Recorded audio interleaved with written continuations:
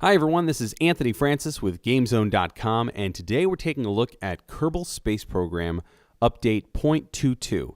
As you know, or if you don't know, Kerbal Space Program is a game that is currently in development by Squad, and it is available on the Steam store. So it's one of those games that's been in development for going on a couple of years now, and you can build spaceships and travel to different planets, and it's a really neat game. And they just rolled out career mode, and that's what we're going to take a look at right now. So we're going to start the game. The game is available for $22.99 on the Steam store, and I can't talk and type at the same time, so give me just a second. We'll just call this KSP Career. I can't type and type at the same time. Career 1. So we start in career mode. You can do sandbox or career mode, and we create like a player name, or I like to call it like a Kerbal Space Alliance or something like that. We can pick a flag here. I like this one.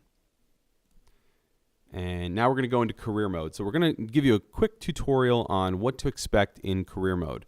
This is the first thing you see. This is a layout of the Kerbal Space Center. And over here, this section here, this is your research and development. Over here we have the tracking station, the vehicle assembly building, launch pad, where huge successes are made. This little building, nothing yet. Over here is the spaceplane hangar and the astronaut complex where you can pick your astronauts. Let's take a look at the Research and Development Center, because this is the big new thing, right? Doesn't look very impressive, but don't worry, it gets much more impressive. So right now at the very top in blue, you see Science 0.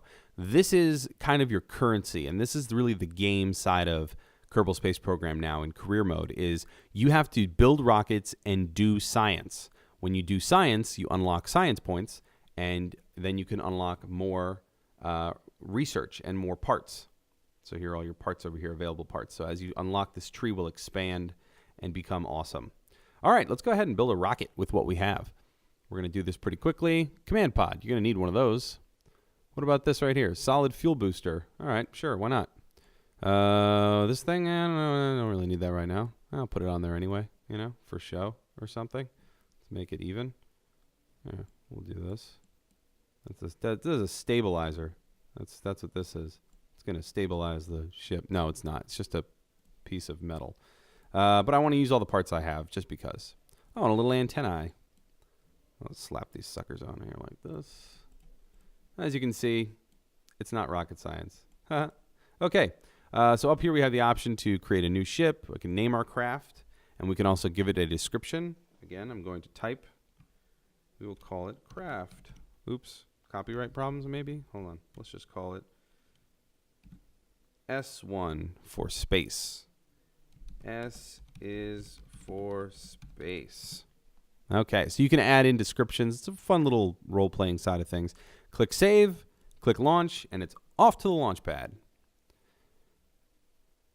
Nice quick load times, not too bad. If you've got a gaming PC, I definitely recommend. This game is pretty good if you've got a pretty good rig. If you're not really a gamer on your PC, then you might have some trouble running this game. They are definitely trying to make it more streamlined. But enough of me talking. Let's launch this thing. Okay, so what I'm doing here is I'm throttling up and throttling down with Shift and Control. I hit T to activate the SAS, which is a stabilization thing. Tries to keep the ship stable. There's not very good SAS control in the beginning levels here, because it all comes from the command module here. You can get a bigger SAS module to attach at the bottom that definitely helps with control. We don't have that right now. Launch! Oops. No. Okay. All right. We're going to revert to vehicle assembly because I made a mistake. Down here, I added all my parts, but I didn't give them stages. So I'm going to go and create this and say, that's going to be its own stage. Hit save. So we have the one stage and then the second stage, which is the release of the parachute. Obviously, don't want the parachute releasing before we launch. This is why we test for science. Jebediah Kerman is in the cockpit. He is ready. Jebediah, are you ready? He looks ready to me. That's good enough. That's all the information I need. And fire up. And now it's a solid rocket booster, so really no control on my end. All I can do is hope that we keep going up. And as they say, if your spaceship is pointed up, you have a very good chance of going to space today. If your spaceship is pointed down, not such a good chance of going to space today. Oh, we can see the wind. That's cool. Breaking through the atmosphere.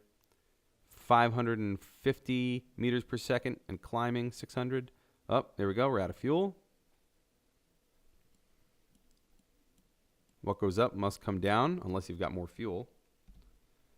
And I can rotate my ship around while we're kind of floating through the sky. Let's take a look here. Now what I can do is I can right-click on the command pod and I can do a crew report. Boom. Look at that. The shores look inviting, and you watch the waves roll into the coast.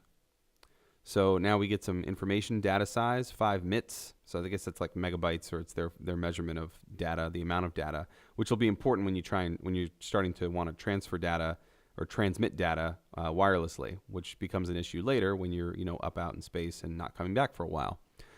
Scientific value is 3.5, so that's kind of our currency. We're going to keep this data. Let's try and transmit this data. All right, we put an antenna on here. It's transmitting. Data received. All right, great. Now, Jebediah here, he can EVA, which I don't really want to do right now because there's a good chance he could fall off or something, especially as we're falling to the ground. Let's try it. Let's see, EVA. Oh, no, I didn't want to do that. Well, you can do an EVA report. Yep, this is a most precarious situation. It is. And then you can keep that data. And, oh, man. Let's see if I can get him. I think maybe we can, like, booster down. Maybe that'll slow him down. No, it's not looking good here. It's not looking good for old Jeb. Coming in way too hot. All right. Well, we can always revert our flight back to the launch.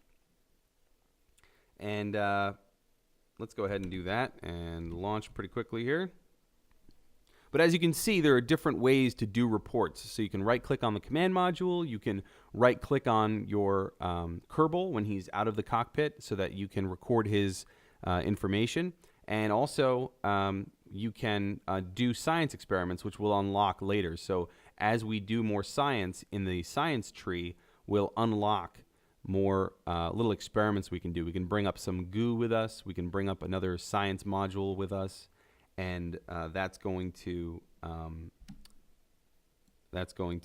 give us more science points. So the more science you do, the more stuff you unlock, so on and so forth, ad nauseum, until you're launching ships out into space, that take hundreds of years to get to their destination. If you don't know, Kerbal Space Program all takes place in real time. So anything you do, they have a warp button. We can do a little bit of that here. We can increase the speed of things as you're in an atmosphere, but not too much because, of the atmosphere situation. It'll rip your ship apart. So the way that they've kind of solved that problem is they only let you fast forward in time a certain amount, just four times. But when you're in space, you can fast forward up to, I think, 7 times or 8 times. So, days go by like seconds. So you really want to be careful with your time warp. But we've got our parachute. It's looking good. I have a good feeling about this. I have a good feeling about this mission. Jebediah is going to make it. What happened before was just a dream. Didn't really happen. He wasn't falling to his death. That is just a dream. So now when the parachute gets uncomfortably close to the ground, it will release. Yes, there we go. And I'm just turning off my SAS here.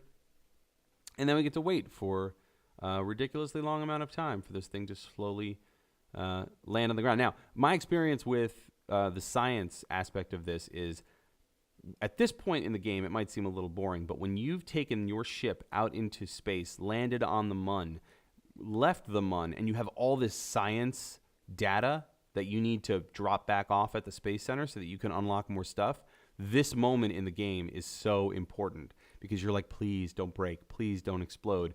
All of the data is stored on this ship, and I need it. So that's what makes this really great. Squad has found a way to put value to the space travel and the different things that you do in the game which even though, flying to the Mun and back on your own is fun. Oh boy.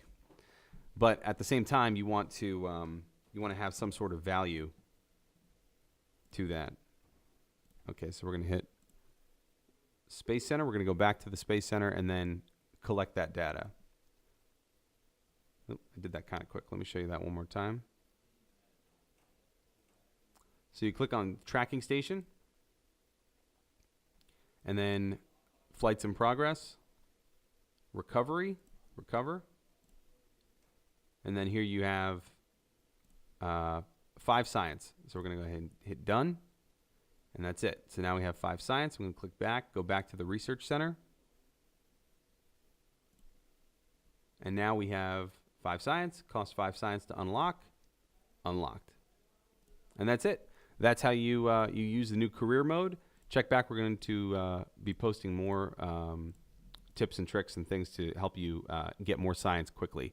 So stay tuned, and thanks for watching.